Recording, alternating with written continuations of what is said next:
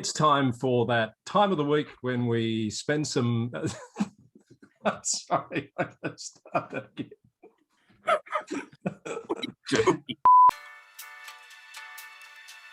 It's time for VLGA Connect and the weekly governance update, what some like to call hanging with Mr. Cooper. Here he is, Steve Cooper. Hello.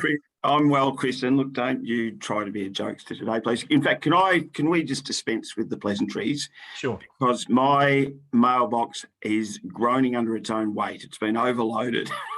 Really? With requests. Oh, absolutely. There are throngs of people out there who can't wait for the host of the esteemed local government news roundup to interview the new administrator at the Whittlesea City Council. Oh, really? Yeah, I heard that there'd been an appointment. They're scraping the bottom of the barrel, I have to tell you, Steve. Well, congratulations, Chris, on your appointment. And yes, we are all just waiting for that illuminating spectacle of you interviewing yourself. Thank you. I'll think about how we might do that.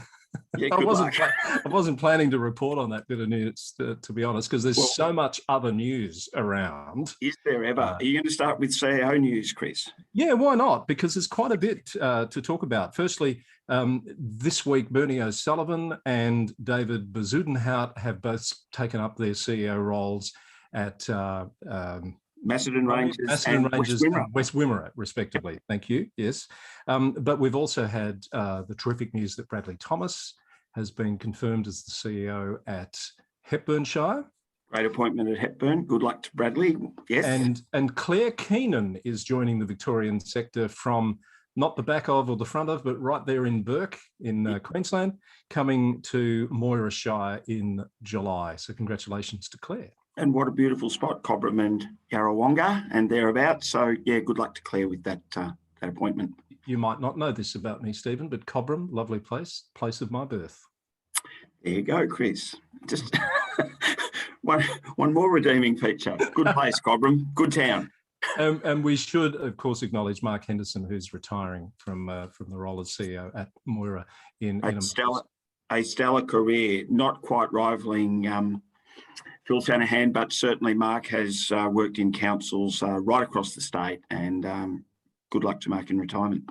There's also been a councillor appointment this week due to a countback at Wellington Shire. This was due to the passing of Malcolm Hole, very sadly, back in April. And Carmel Ripper is the newest declared councillor for Wellington Shire. Welcome to Carmel. Good luck to Carmel. And isn't it a reminder for candidates who might at the actual election be unsuccessful that it's not over till it's over? Indeed, and that's the case at Cardinia, where sadly there's been another death of a sitting councillor. So there'll be, I'm assuming, a countback in the not too distant future there as well. Yeah.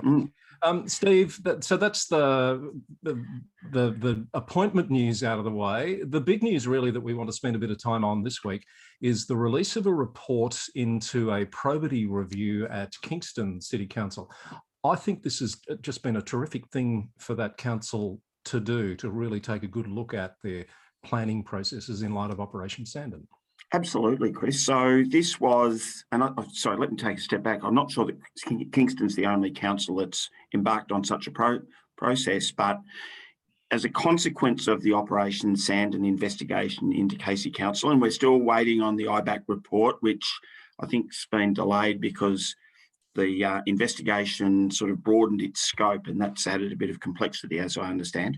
Right. But the Kingston City Council, knowing that some of the personalities involved in the Casey matters had also transacted or been involved in applications at Kingston, commissioned Holding Redlick solicitors to conduct a report. And what Kingston Council have done quite reasonably is publish a summary, a 3-page summary of the report, because obviously there would be a lot of matters that were in the bulk of the report or in the formal report that are subject of legal privilege. So they, for a whole lot of reasons, including privacy, presumably couldn't be published. But the 3-page summary is available and easily found on the Kingston website. And in terms of the new principles underpinning the Local Government Act, I think a real key one here of the transparency principle at work. Absolutely. Isn't it that point with the principles, Chris, that it's okay when it's easy, but it's important to apply the principles when it's difficult. And Kingston Council really, no matter what the findings are of this summary, and we'll go through it shortly, should be applauded for showing that transparency in regard to the report, because some of it wouldn't have been easy reading. No, this is core business really for the VLGA, isn't it? This is the heart of governance, good decision-making processes, good, transparency, use of conflict of interest, etc. So this is probably going to be fodder for some of your training courses in the not too distant future. Well, I hope so, Chris. And I was ruminating that a lot of the issues that are raised in the report certainly were subject of workshops that Tony Rounich from Hunt and Hunt and I convened with a number of councils as part of the formal induction process. We're currently working on our training model for the rest of the year, but certainly the VLGA would be happy to talk to councils around that good governance space and the issues raised. So you're quite right. So the 3-page summary, as you say, is online and public, and people can read it. But let's work through just in general the themes and the recommendations that have come from it. So the report's really in 2 parts. So as you say, there were some themes that emerged and then some quite specific recommendations that Holding Redlich made. And the first one, I'd be interested in your take on this. It refers to the presence of voting blocks on councils and the fact that interviewees found a division, a quite predictable division of voting patterns in regard to council personalities maybe consistently voting with each other. Yes, and it does say based on strong philosophical and political differences of opinion. You're always going to have that, aren't you? Yeah, I think that's right, Chris. There's a point, though, at which it goes beyond people philosophically aligning with their colleagues. If the alignment actually overcomes the responsibility of councillors to consider, the views and needs of the wider municipality, yes, to treat each matter on its merits, and that voting block just becomes a pattern, because presumably, and you'll have some other views, but presumably what that could lend itself to is decisions being made outside the chamber rather than considering an issue all the way until that point where it's voted on. Yes, and you don't want decisions being made, voting in a particular way just because someone that you ordinarily disagree with is voting the other way. As you say, it's got to be each decision considered on its merits. I think it's also worth pointing out, Steve, interviewees described, it says, a division of voting. So the interviewees were? That's a really good question, Chris. But my understanding is that Holding Redlich interviewed councillors, council personnel, and parties to planning matters. Yeah. And it was a pretty broad-ranging investigation in that sense. Can I go back to a point that you just made, though, Chris, around the voting block? Of course, the other potential consequence of voting in blocks is that you end up with decisions being made for the wrong reasons. Yes. And that the council is exposed, for prejudgment or for the fact that its decisions might not stand up because they've not been made for the reasons under the Act. And the more often you vote in blocks and so on, the more likely you are to, stray from the intent of the Act, I suppose. So the next one was about lack of clarity in the call-in process. And for those perhaps aren't unfamiliar, my simple take on this is you've got delegations in place, but at certain points, a council has the right to elevate that matter to be decided on by the full council. Yeah, and isn't it terrific that a couple of non-town planners like us can talk about the call-in process for town planning applications? You're quite right. And the issue about the call-in process, of course, and isn't it emblematic, if you like, of that tension in the council role in town planning, that a matter might be called in because it is inherently political, but the councillors sitting on the council to determine applications under a Planning and Environment Act are in fact acting as a responsible authority under that Planning and Environment Act. So the call-in process by its very nature can introduce a political element to what is meant to be a strictly administrative process. Yeah, and what this seems to be saying is that it is not clear under what circumstances or at what threshold that call-in would be activated. Yeah, we might come back to that later in some of the subsequent recommendations, Chris, but certainly there's a message in there about as much clarity as possible to make sure that the expectations of councillors, council staff and parties to planning matters, what the ground rules are for these processes. Yeah. Insufficient weight being given to independent planning panel recommendations? I can't make a comment particularly about Kingston on this one, Chris, except to say what I've said before, that just because you can doesn't mean that you should. And what this seems to be speaking to is the fact that just because a council can make whatever resolution it likes on receipt of a planning panel report or recommendations, but it would be good practice to make sure that if it departs from those recommendations, that it does so on sound town planning grounds. Yeah, and that it's seen to be giving it the due consideration that it should be given in weighing up all the possible pathways you could take with that decision. Absolutely, and in the context of Sandon, therein lies a really good fraud control that we'll act on those grounds. Okay, next one was lack of process and governance surrounding meetings with council. We might join these together, councillors and officers, but also between councillors, officers and developers. Absolutely. So there are some recommendations later, and look, I really empathise particularly for councillors in this space, because it is human nature that both, that report says developers, I'll say applicants, and objectors will want the ear of individual councillors prior to a meeting. You and I have talked about this previously. Certainly Tony and I have talked about it with the councillors where we've done the inductions. No one's going to ring a bell for the councillors and say, oh, by the way, you are straying into risky territory here by engaging in these conversations.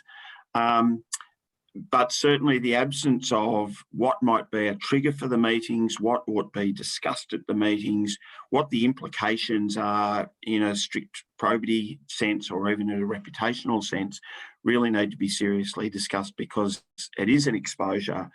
And it's difficult for councillors because ultimately they're subject of an election cycle every 4 years. And if someone invites you to a meeting, it's human nature to want to go.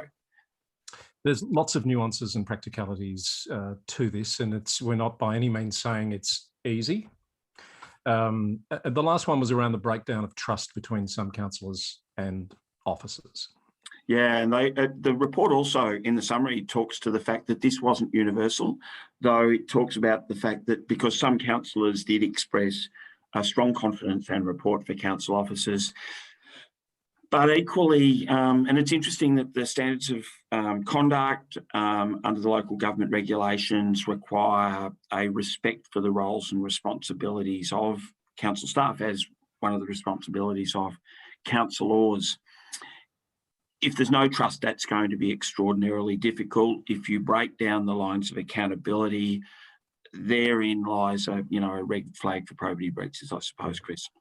So let's take a look at the recommendations. There's 14 of them, I think. My very quick adding up was, now I haven't read all of the information here, Steve, so I'm not sure whether the council's made a comment on whether it's accepting and adopting these recommendations, but it's worth going through the intent of these. Yeah, and I think, Chris, just to emphasise, applause to Kingston City Council for publishing this. And I would look at this not as a commentary about what's going on at Kingston, because we don't know. But as you indicated in your introduction, that these are issues that would be applicable to every council and should be considered in that way. So keeping a register of meetings with lobbyists that involve councillors and making prompt disclosures, pretty logical. What a good idea. Yeah. And again, the difficulty is that often we know these people. It's local government, we're part of community, someone invites you for a coffee. So often the challenge might be when a councillor realises that they've been put in an invidious position, maybe at a community gathering or whatever, that the disclosure's made. It's really critical. Consider and document how any perceived conflicts of interest about future engagement with lobbyists will be managed, in particular property developers. Yeah, interesting. It talks about perceived conflicts of interest. And again, it's a reminder that the Local Government Act has changed. And I think I've been hearing recently, and possibly you too, that has been quite challenging for some councillors, because that perception of a conflict of interest, what would a reasonable person think? Would a reasonable person think that your decision might be swayed by the relationship? We'll come back to that later, but it really bears thinking about. It's not what your best mate thinks. It's not what your harshest critic thinks, but having a consistent view about perceptions of conflict is important. Political donations?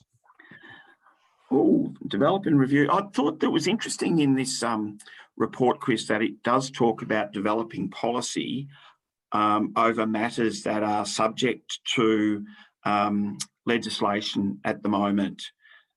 So it's not only to have a policy, but what's the area in regard to political donations that is deficient. So I think there's been a general push in the community that donations from members of the development community, that there's a lot of odium about that.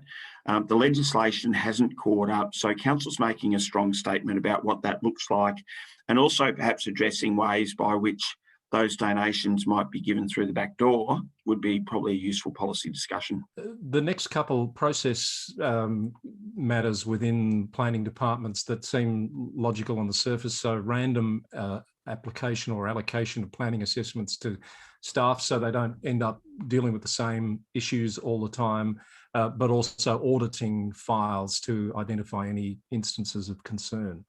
Good practice. Oh, look, absolutely, Chris. And I think in that sense will be challenging maybe for some of the smaller rural councils where there are less developers and less members of council staff, how you farm that out, but also how you have a frank conversation in regard to the audit process, and that remains open rather than defensive.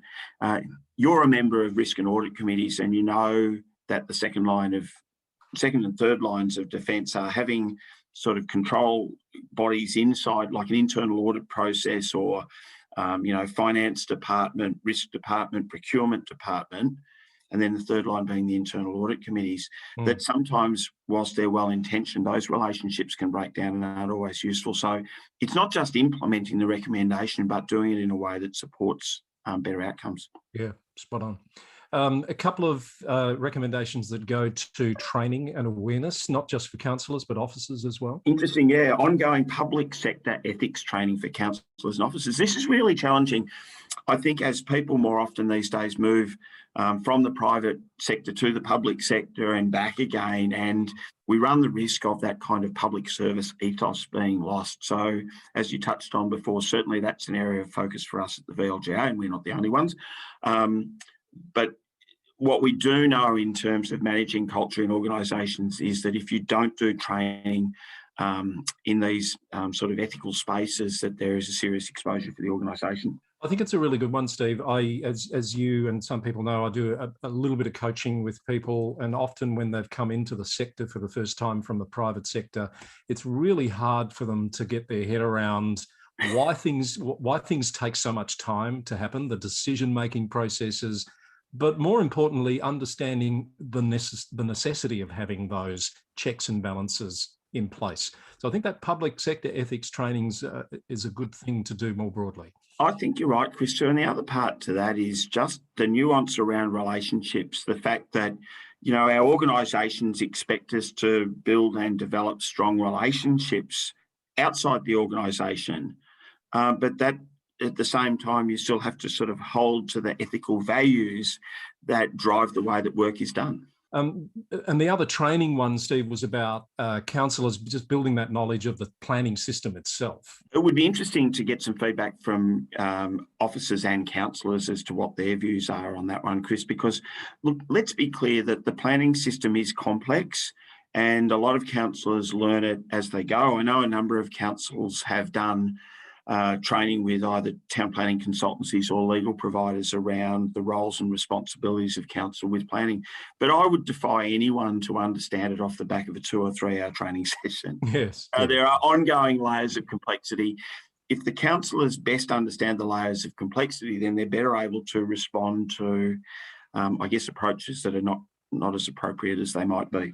The rest of the recommendations, there's some around policies and guidelines, so ensuring that they're clear and that there's protocols in place for communication, document management processes, and picking up on some of the earlier themes around documenting a framework for the call-in process. So having those processes really clearly articulated and understood by all would be how I'd group those together.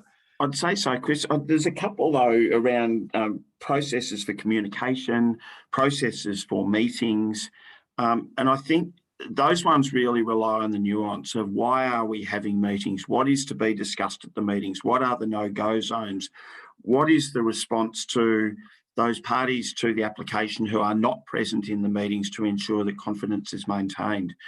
There's a lot of thinking to be done in that area. And realistically, it's the inappropriate meetings that are the sort of at the root of the system breaking down, I suppose, Chris. So look, it's there for all to see. The very last one is interesting. Take steps to foster constructive and collaborative relationships and mutual respect between councillors and officers. I would hope that's happening in every council. Chris, I'll need to be a bit careful how I phrase this, but let's just go back to where we started today, that you've been appointed to a role as administrator of a council that was dismissed because of a breakdown in relationships. Whittlesea and South Gippsland, that has occurred. At other councils, the failure of the relationships has been quite differently framed, but a breakdown nonetheless.